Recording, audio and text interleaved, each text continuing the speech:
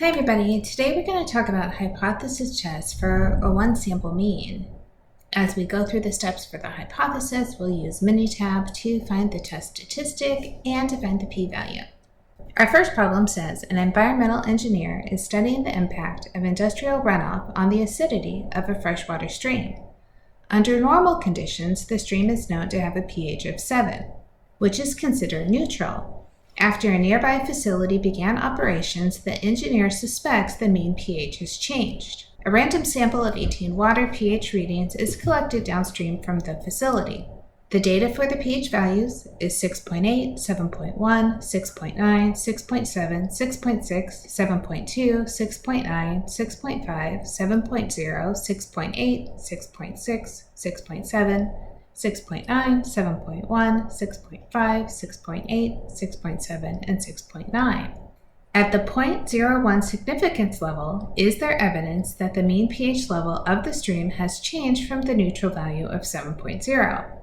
Because we are testing whether the mean pH has changed, this is a two-tailed test.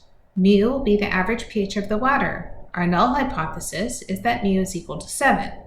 Our alternative hypothesis is that mu is not equal to 7.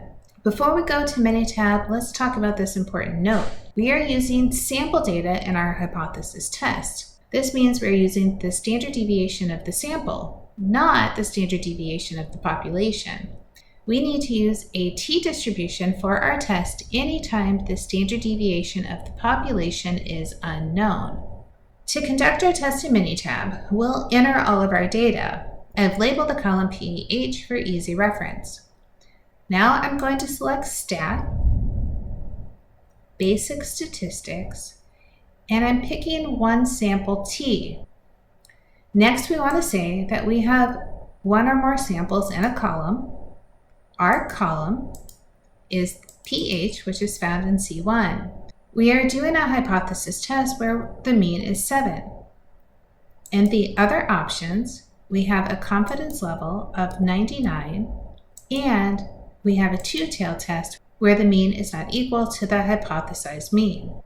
In the descriptive statistics, you can see the mean of the sample, the standard deviation of the sample, the standard error of the mean, and a 99% confidence interval for the mean. Going down further, we can see a test statistic of -3.82 and a p-value of 0.001. Our alpha is 0.01. Our p-value is 0.001. Because p is less than alpha, we will reject the null hypothesis. There is significant evidence to suggest that the mean pH level of the stream has changed from 7.0. This indicates a possible impact from the industrial activity.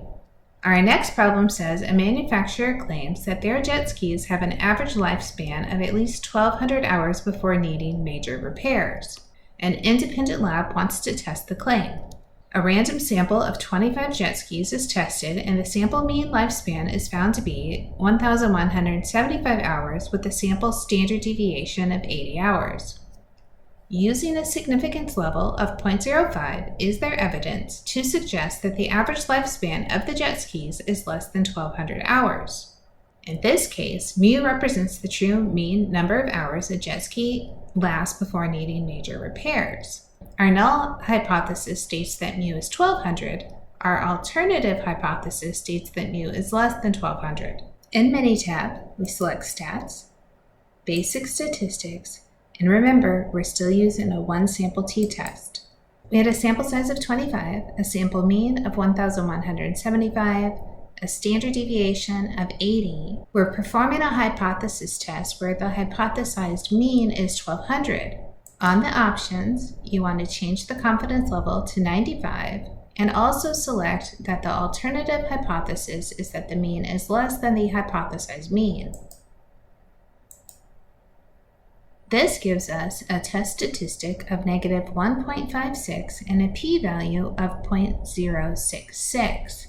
Let's expand those values by going to Table Options and adding a custom number of decimal places of 5.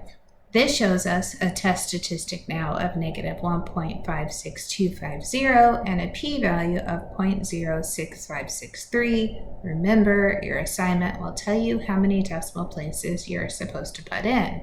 In conclusion, because our alpha is 0.05 and our p is 0.0656, we can see that p is greater than alpha. In this case, we do not reject the null hypothesis. There is not significant evidence to suggest that the mean lifespan of the jet skis is less than 1,200 hours.